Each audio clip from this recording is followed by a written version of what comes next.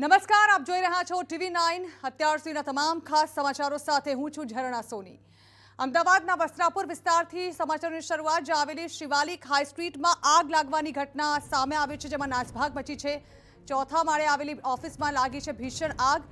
Fire brigade દ્વારા આગ પર કાબુ મેળવી લેવામાં આવ્યો છે। કાચનું બિલ્ડિંગ હોવાને કારણે ધુમાડો બહાર કાઢવામાં ભારે મુશ્કેલી પડી।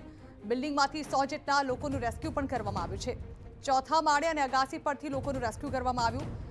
ધુમાડાને કારણે ગુંગળામણ થવાની સમસ્યા પણ સામે આવી હતી, જો કે સદનસીબે એક પણ વ્યક્તિને ઈજા નથી પહોંચી।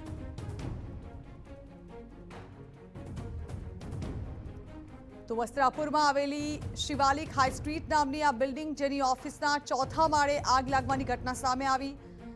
આગ લાગવાની ઘટનાનું કારણ તો જાણી શકાયું નથી, પરંતુ જે પ્રકારે બિલ્ડિંગ છે તેમાં તે કાચની બનેલી હતી, જેને કારણે ધુમાડો જે છે તે બહાર નહોતો નીકળી શકતો, જેને કારણે અંદર જે ઓફિસના સ્ટાફના લોકો હતા તેઓને ગુંગળામણ થવાની ઘટના પણ સામે આવી, જો કે તમામને સહી સલામત બહાર કાઢી લેવાયા। આઈટીસી હોટલની બાજુમાં શિવાલિક બિલ્ડિંગ છે, તેમાં 4th ફ્લોર ઉપર રિયલ એસ્ટેટની ઓફિસ હતી। તેમાં ઓવરલોડિંગ કે ઓવરહીટિંગના કારણે આગ લાગી શકી। આસપાસના fire station, Thaltej fire station, Bodakdev fire, Prahlad Nagar fire સ્ટેશનની ટીમ આવીને first aid fire fighting response કરેલ છે। સ્મોક વેન્ટિલેશન ઓપરેશન કંટ્રોલ કરે છે, કોઈ જાનહાની નથી।